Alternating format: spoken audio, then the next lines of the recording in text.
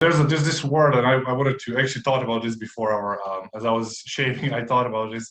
Like there's this word called awareness. Okay, and there has to be a change in awareness before any change in your life happens. You know, like let's take income for example.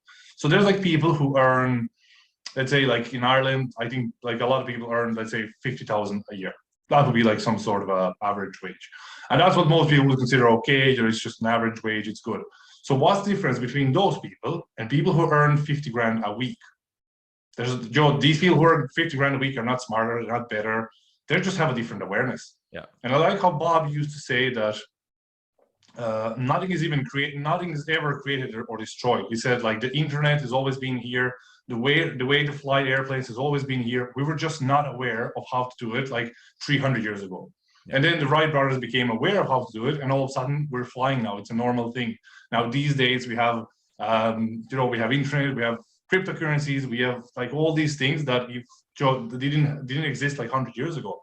It's just a change in awareness happened. Like I remember, like I was having the same wage for like 4.5 years. That's how long I worked in this my retail job. It was always the same wage. Like yearly wage was always the same, and all of a sudden I went 6 times that.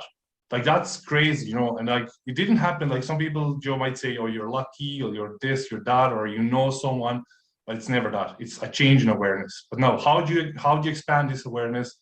It's through everyday study and study and study and repetition. And that's really how our clients, like the people we work with, that's how they get their results. But like, see, most people don't want to do it. See, people take a book, they read one book, and they think they know it, and then they say, "So I'm going to take a break now." But no, this becomes a lifestyle. Yeah, definitely.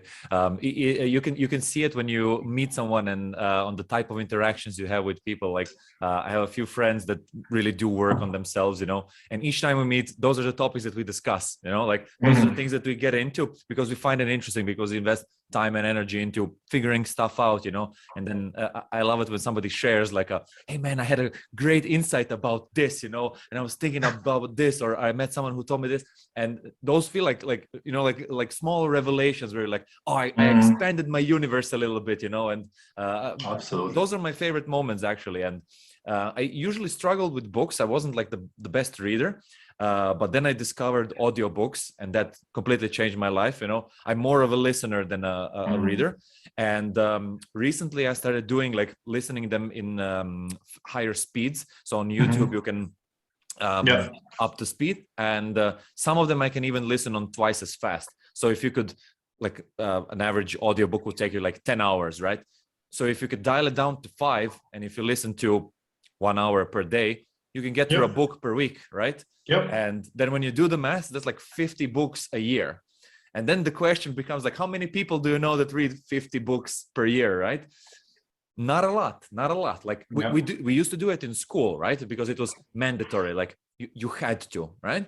And then, okay, well, maybe it wasn't 50, right? But so let's say in college you did, all right? And then kind of nobody forced you to do it, and people just stopped.